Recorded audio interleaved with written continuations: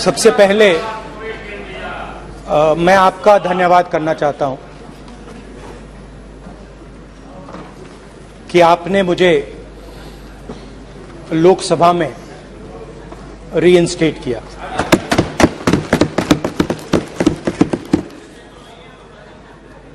और पिछली बार जब मैं बोला तो शायद मैंने आपको थोड़ा कष्ट भी पहुंचाया, क्योंकि मैंने इतनी जोरों से अदानी जी पे फोकस किया कि जो आपके सीनियर नेता हैं शायद उनको थोड़ा कष्ट हुआ। तो वो जो उनको कष्ट हुआ,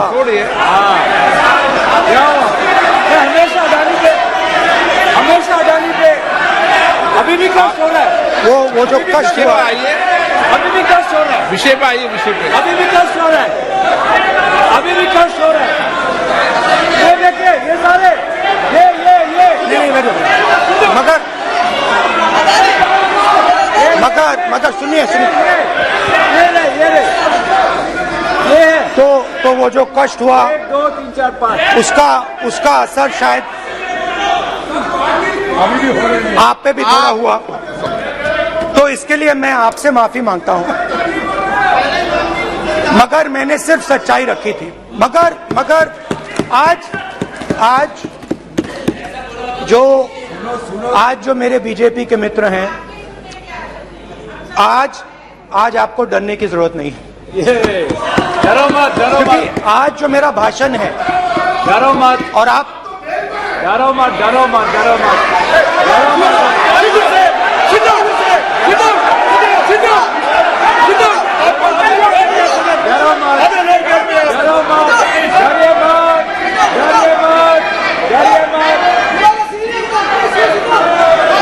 स्पीकर सर, अरे बैठे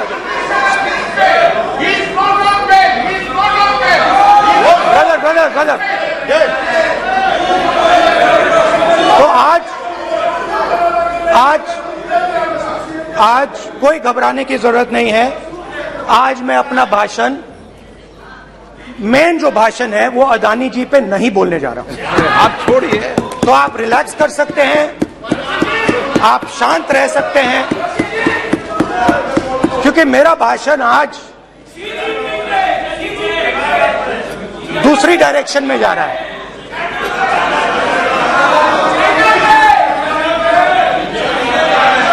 रूमी ने कहा था जो शब्द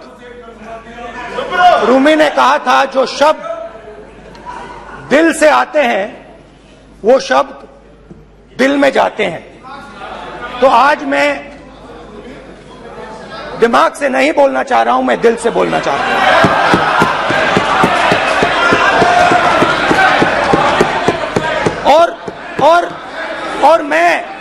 और मैं आज आप लोगों पर इतना आक्रमण नहीं करूंगा। मतलब एक दो गोले जरूर मारूंगा, मगर इतना नहीं मारूंगा। तो आप रिलैक्स कर सकते हैं। डरिए मत।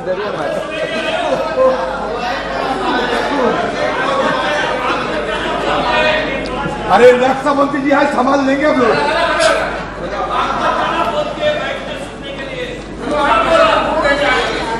पिछले साल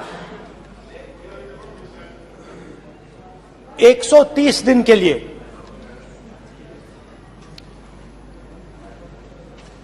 मैं भारत के एक कोने से दूसरे कोने तक गया, अकेला नहीं, बहुत सारे लोगों के साथ।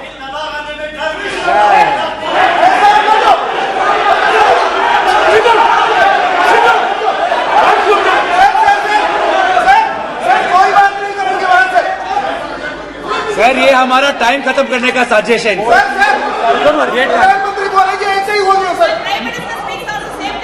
सारे समय निकल जाए। समुद्र अधीर समुद्र के समुद्र के तट से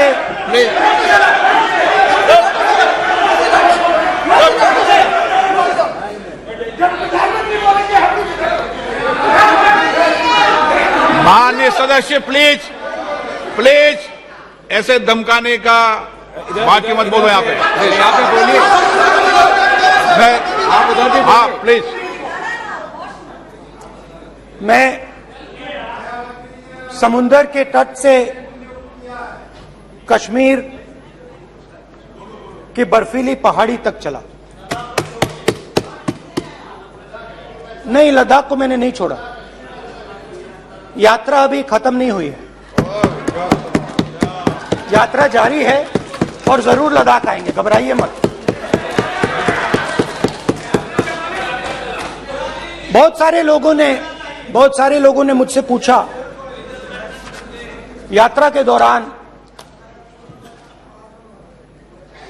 यात्रा के बाद कि राहुल तुम क्यों चल रहे हो, क्या तुम्हारा लक्ष्य क्या है, कन्याकुमारी से कश्मीर तक क्यों जा रहे हो। और जब वो मुझसे पूछते थे, शुरुआत में मेरे मुंह से जवाब नहीं निकलता।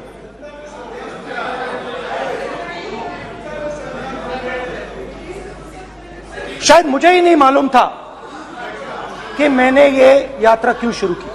जब मैं कन्याकुमारी से शुरू हुआ, मैं सोच रहा था मैं हिंदुस्तान को देखना चाहता हूं, समझना चाहता हूं, लोगों के बीच में जाना चाहता हूं, मगर गहराई से मुझे मालूम नहीं था।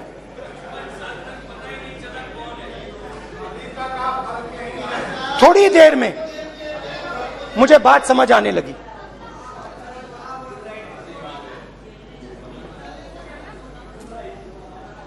जिस चीज से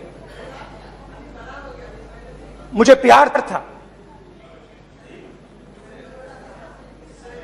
जिस चीज के लिए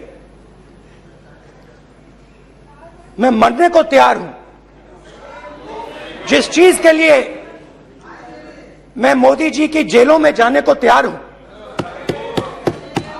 जिस चीज के लिए मैंने 10 साल हर रोज गाली खाई, उस चीज को मैं समझना चाहता था। ये है क्या जिसने मेरे दिल को इतनी। भाई आप रनिंग कमेंट्री बंद करो, नहीं तो हम भी चालू करेंगे।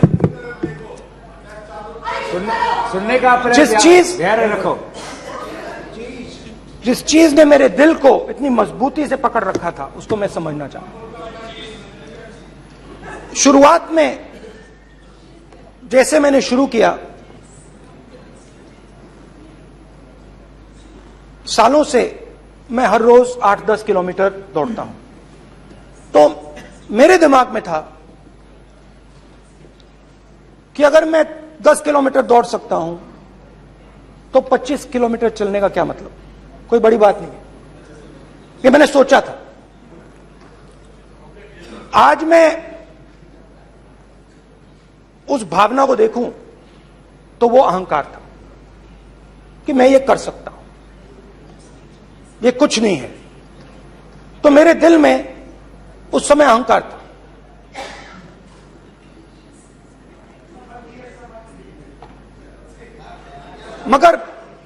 मगर भारत अहंकार को एकदम मिटा देता है, 1 सेकंड में मिटा देता है। तो हुआ क्या, 2-3 दिन में मेरे घुटने में दर्द शुरू हो गया। पुरानी इंजरी थी और जबरदस्त दर्द।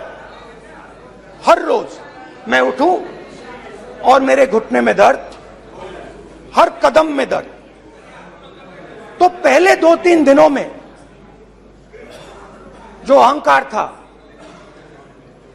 जो मतलब भेड़िया जो निकला था वो चींटी बन गई एकदम।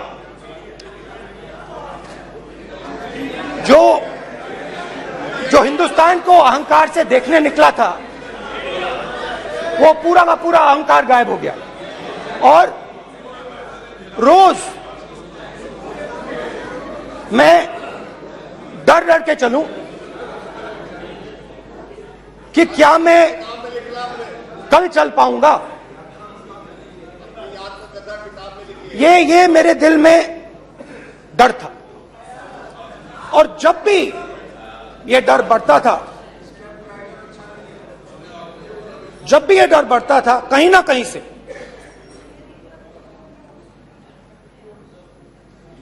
कोई ना कोई शक्ति मेरी मदद कर देती। एक दिन मैं सह नहीं पा रहा था, एक छोटी सी लड़की आती है, मुझे चिट्ठी दे देती। मैंने चिट्ठी खोली, 8 साल की थी, उसमें लिखा था, Rahul I am walking with you, don't worry. उसने मेरे पैर में चोट देखी और उसने अपनी शक्ति मुझे दे दी। सिर्फ उसने नहीं, लाखों लोग ने।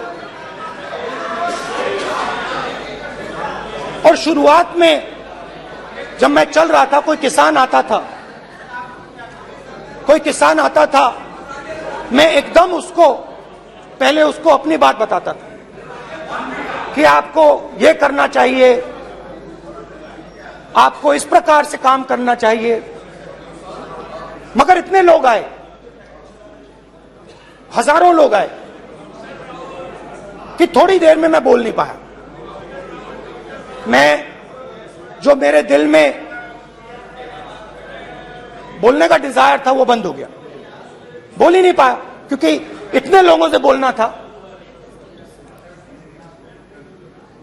और एक सन्नाटा सा छा गया, भीड़ की आवाज थी, भारत जोड़ो, भारत जोड़ो, भारत जोड़ो। और जो मेरे से बात करता था उसकी आवाज में सुनता गया।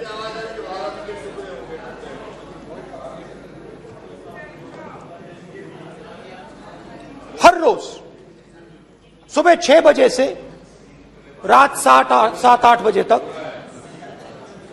आम आदमी, गरीब, अमीर, बिजनेसमैन, किसान, मजदूर, सबकी आवाज।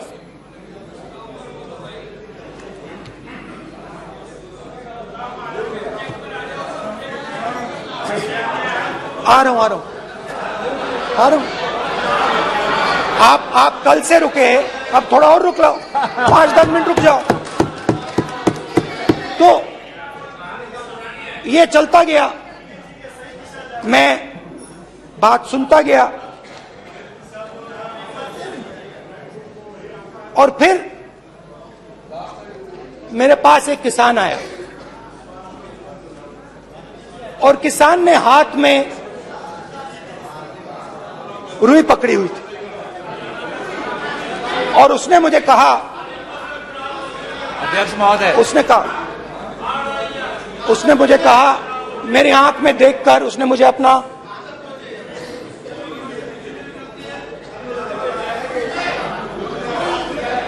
वो रुई का बंडल दिया और उसने कहा, राहुल जी,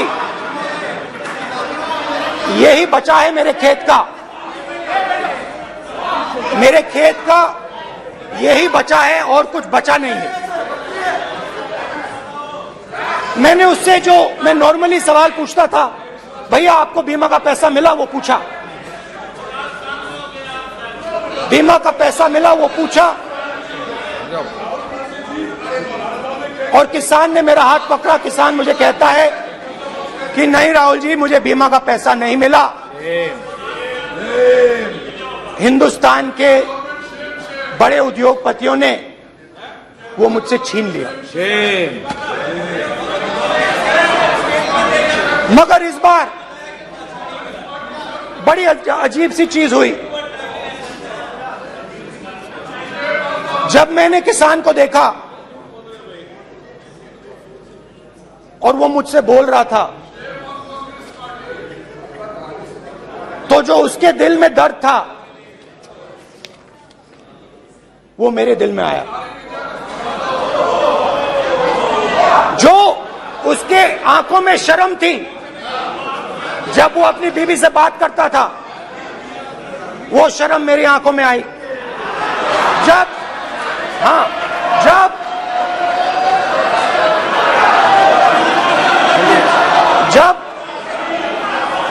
उसकी जो भूख थी वो मुझे समझ आई।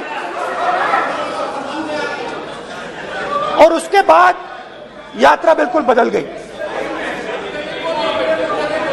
मुझे भीड़ की आवाज नहीं सुनाई देती थी, मुझे सिर्फ उस व्यक्ति की आवाज सुनाई देती थी जो मेरे साथ बात कर रहा था। उसका दर्द, उसकी चोट, उसका दुख, मेरा दुख, मेरी चोट, मेरा दर्द बन गया। समझने की कोशिश करो।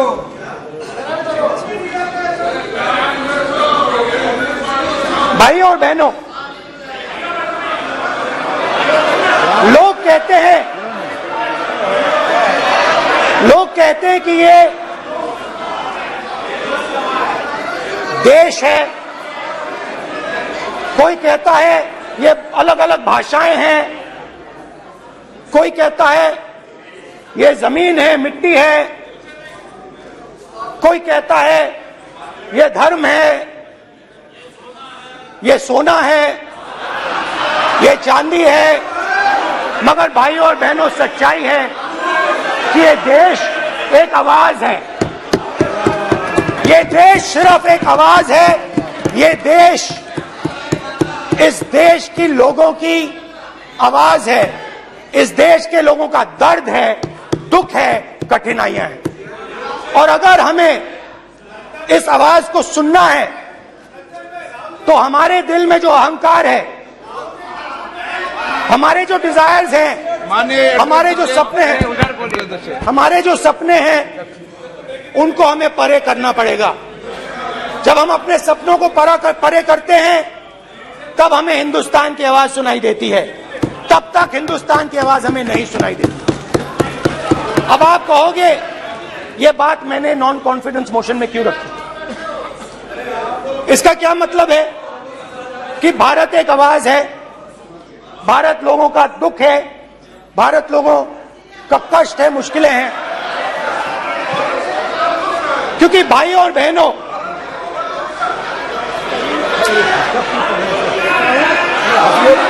अध्यक्ष महोदय, अब पूरा सूद समेत जवाब तुमको मिलेगा, पूरा सूद समेत जवाब देंगे सर। फिर आप हमें मत रोकेगा सर। अध्यक्ष महोदय, फिर आप हमें मत रोकेगा सर। आप हमें मत रोकेगा, फिर आप हमें मत रोकेगा, आप हमें मत रोकेगा, फिर आप हमको मत रोकेगा सर। हम सब देख रहे हैं, सब सुन रहे हैं, आप हमको फिर मत रोकेगा सर। तो स्पीकर सर, भारत एक आवाज है। भारत इस देश के सब लोगों की आवाज है। और अगर हम उस आवाज को सुनना चाहते हैं, हमें अहंकार को, नफरत को मिटाना पड़ेगा। स्पीकर सर, कुछ ही दिन पहले मैं मणिपुर गया। हमारे प्रधानमंत्री नहीं गए, आज तक नहीं गए, क्योंकि उनके लिए मणिपुर हिंदुस्तान नहीं है।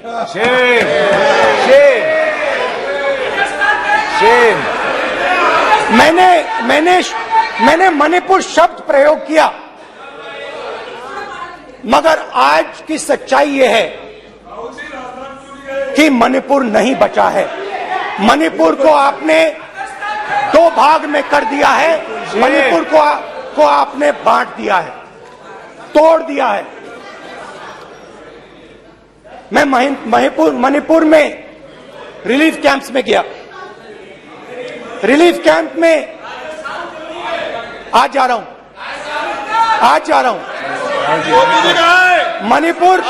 मणिपुर में रिलीफ कैंप में मैंने महिलाओं से बात की।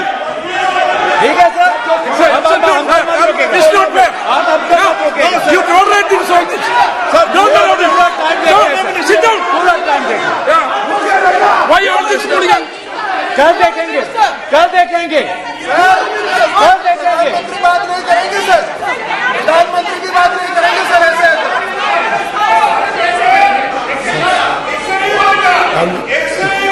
सूद समय मैं जवाब मणिपुर देगा। गया और मणिपुर के कैंप्स में मैंने महिलाओं से बात की, बच्चों से बात की, जो हमारे प्रधानमंत्री जी ने आज तक नहीं किया।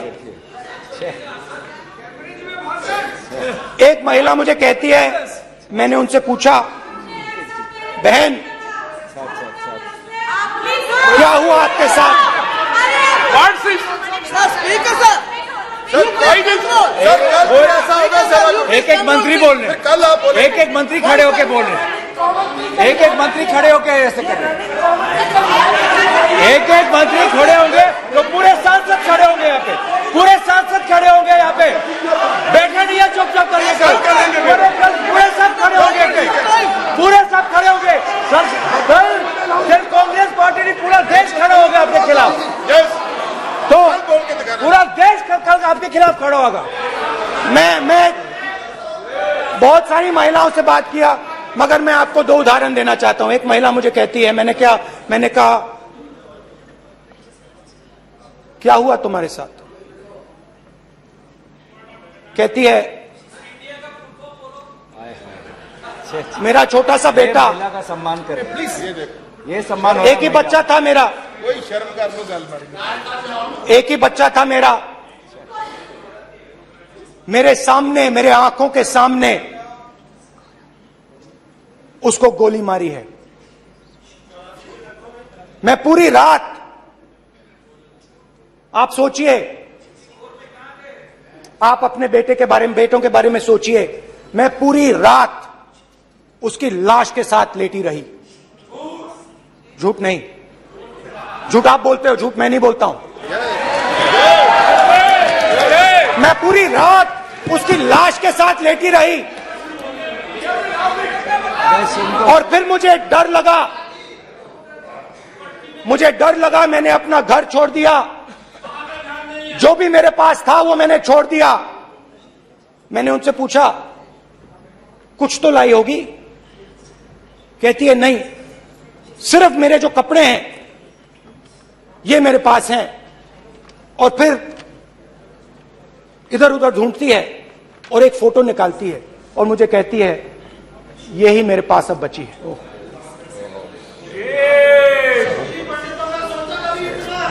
एक और उदाहरण, दूसरे कैंप में मैं, एक महिला मेरे सामने आती है, मैं उससे पूछता हूं, तुम्हारे साथ क्या हुआ? क्या हुआ तुम्हारे साथ? और जैसे ही मैंने ये सवाल पूछा,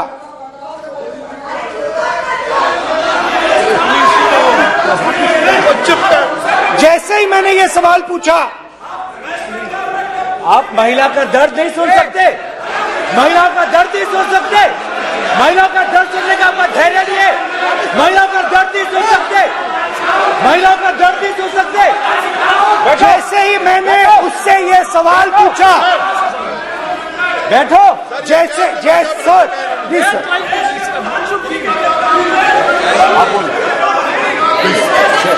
शर्म करिए, शर्म करिए। जैसे ही मैंने उससे सवाल पूछा, तुम्हारे साथ क्या हुआ, शर्म नहीं है तेरे को? वैसे ही एक सेकंड में वो कांपने लगी। उसने अपने दिमाग में वो दृश्य देखा और वो बेहोश हो गई, मेरे सामने कांपती हुई बेहोश हो गई। तो ये मैंने आपको सिर्फ दो उदाहरण दिए हैं। स्पीकर सर, इन्होंने मणिपुर में हिंदुस्तान की हत्या की है, सिर्फ मणिपुर की नहीं, हिंदुस्तान की हत्या की है। इनकी राजनीति ने मणिपुर को नहीं, हिंदुस्तान को मणिपुर में मारा है। हिंदुस्तान को कत्ल किया है, हिंदुस्तान का मर्डर किया है मणिपुर में।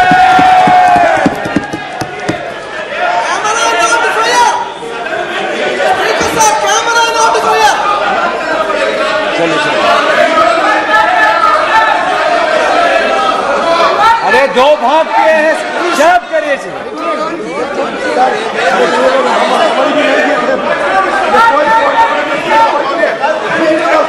जब आपका मौका के तब बोला गया, आपका जब मौका के तब बोला गया,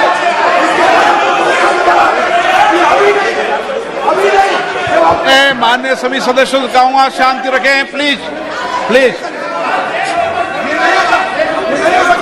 मणिपुर, हाँ क्या बोल रहे हैं? अब बोलिए। अरे भाई क्या बात है? जो बात है क्या बात है? इन्होंने राहुल गांधी ने आज सदन में पानी पी रहे हैं भाई। आप क्या बात करते बैठो सर, अब ये राहुल गांधी ने आज जो बातें कही है इस सदन में और भी बात किया है, मैं उनसे एक सवाल पूछना चाहता हूँ। 7 दशक हजारों लोगों को नॉर्थ ईस्ट में क्या हुए हैं, इसके इधर कांग्रेस पार्टी है। राहुल गांधी को माफी मांगना चाहिए। राहुल गांधी का कांग्रेस पार्टी 7 साल से ज्यादा इस देश को शासन किया है, नॉर्थ ईस्ट को इन्होंने खत्म किया है। आज नॉर्थ ईस्ट में जितना मिलिटेंसी है ये कांग्रेस पार्टी ने पैदा किया है। क्या बात करते हैं? अब क्या बात करते हैं? आज नॉर्थ ईस्ट में सारा मिलिटेंट हो गए, सारा कांग्रेस पार्टी की वजह से जमा हुआ है।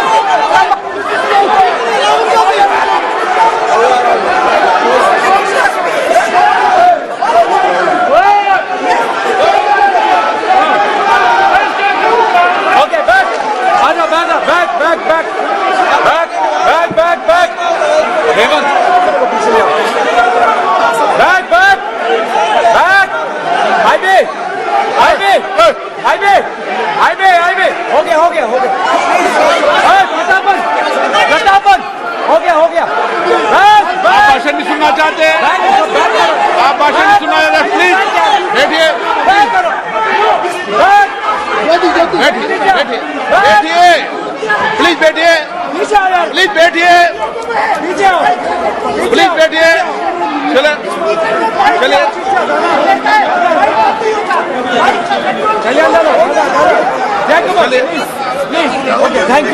थैंक यू सबसे बड़ा thank you please please thank you.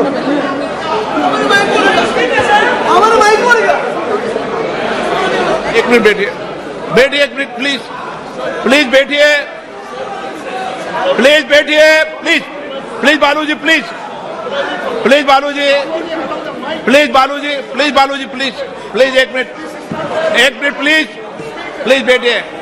माननीय सदस्यगण, नहीं सर, जिस तरीके का व्यवहार आप टेबल पर आकर कर रहे हैं इस तरीके से सदन नहीं चलेगा। ये तरीका ठीक नहीं है। जब मैंने किसी को कहा है तो कहा है, ऐसे सदन नहीं चलेगा। और भाई के साथ सदन नहीं चलाना चाहते अलग बात है। अब अपनी बात कहिए, गलत तरीका ये। नो, ऐसे सदन चलने वाला नहीं है। जो माननीय सदस्य टेबल पर आए उनके खिलाफ कार्रवाई होगी। प्लीज बैठिए, बैठिए, बैठिए, आप भी बैठिए, आप भी बैठिए। माननीय मंत्री जी, माननीय मंत्री जी, प्लीज बैठिए। भारत माता, प्लीज बैठिए, भारत माता, प्लीज बैठिए। प्लीज ब्रदर, मैं बहुत शांति से सुन रहा हूं। इसका तरीका ये नहीं है उचित हो कि आप टेबल पर आए। नहीं, गलत। गलत तरीका है ये। आप जैसे मैंने माननीय sir please please brother please भैया पानी ले।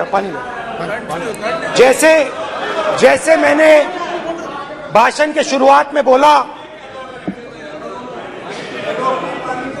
भारत एक आवाज है, भारत हमारी जनता की आवाज है, दिल की आवाज है। उस आवाज की हत्या आपने मणिपुर में की। इसका मतलब भारत माता की हत्या आपने मणिपुर में की।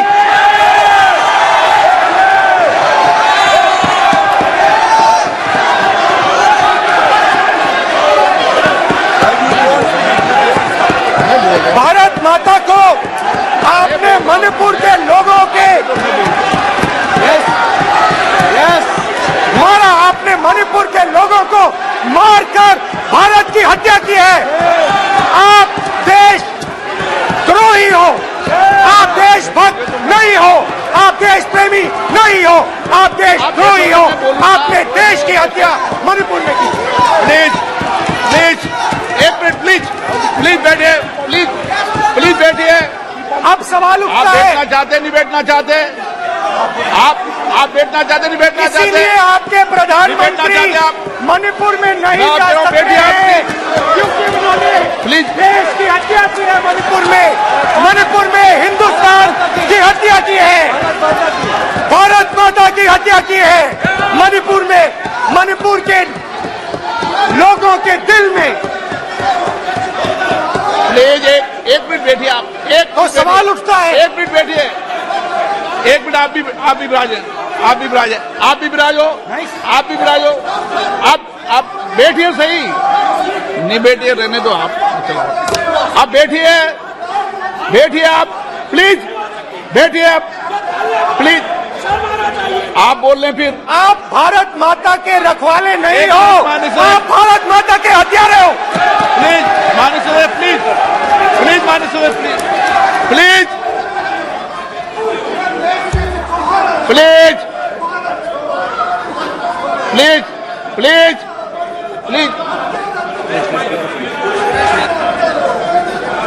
देखिए माननीय सदस्यगण, प्लीज माननीय सदस्यगण, भारत मां हमारी मां है, हमें सदन में बोलते समय संयम बरतना चाहिए। मेरा अपनी मां की हत्या की बात कर रहा हूं, मैं मणिपुर में अपनी मां की हत्या की बात कर रहा हूं, मैं आदर से बोल रहा हूं। आपने मेरी मां की हत्या की मणिपुर में। एक मेरी मां यहां बैठी है, दूसरी मां को आपने मणिपुर में मारा है।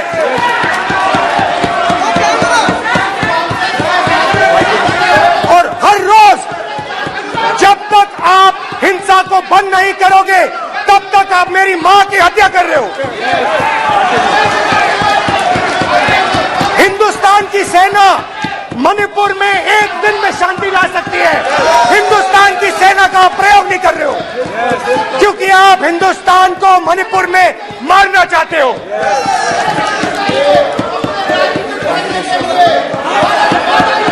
तो अगर नरेंद्र मोदी जी हिंदुस्तान की आवाज नहीं सुनते हैं, अगर हिंदुस्तान के दिल की आवाज नहीं सुनते हैं, तो किसकी आवाज सुनते हैं? दो लोगों की आवाज सुनते हैं। इसकी आवाज सुनते हैं, इसकी आवाज सुनते हैं, माननीय सदस्य और इसलिए सुनते हैं। नो ये गलत तरीका माननीय सदस्य, देख लीजिए गलत तरीका है। अडानी जी के लिए मोदी जी ने क्या काम किया है, देख लीजिए। ये पहले आपको और ये बाद में। गलत तरीका आपका, माननीय सदस्य आपका गलत तरीका है। आप सीनियर सदस्य हैं, आप इस तरीके का बाहर सदन में मत करिए। आप बात करिए, लेकिन इस तरीके से पोस्टर लाना ये उचित नहीं है किसी तरीके से। रावण दो लोगों की सुनता था, रावण दो लोगों की सुनता था, मेघनाथ और कुंभकर्ण। वैसे ही नरेंद्र मोदी दो लोगों की सुनते हैं, अमित शाह और अडानी।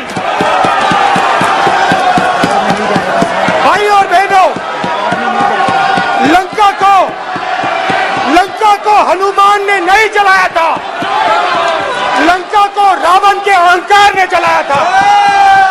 प्लीज माननीय सदस्य, आप संयमित बोले। आप ये सदन है, आप तरीके से बोलिए माननीय राम सदस्य। ने रावण को नहीं मारा था, रावण के अहंकार ने रावण को मारा था। आप पूरे देश में केरोसिन फेंक रहे हो, पूरे देश में आप केरोसिन फेंक रहे हो। आपने मणिपुर में केरोसिन फेंकी और फिर चिंगारी लगा दी। अब आप हरियाणा में कर रहे हो, पूरे देश को आप जलाने में लगे हो। आप पूरे देश में भारत माता की हत्या कर रहे हो। धन्यवाद स्पीकर।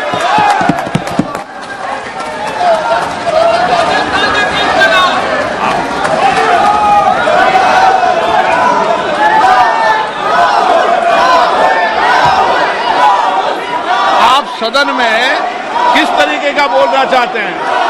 ये सदन है माननीय सदस्य, संसद है। प्लीज बैठिए, प्लीज बैठिए,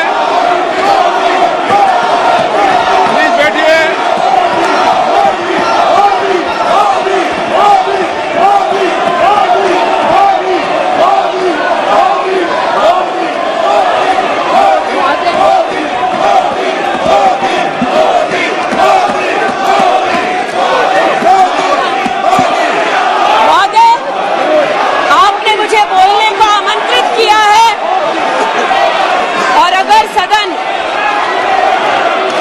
विशेषतः विपक्ष मेरे वक्तव्य को सुनने का धैर्य रखे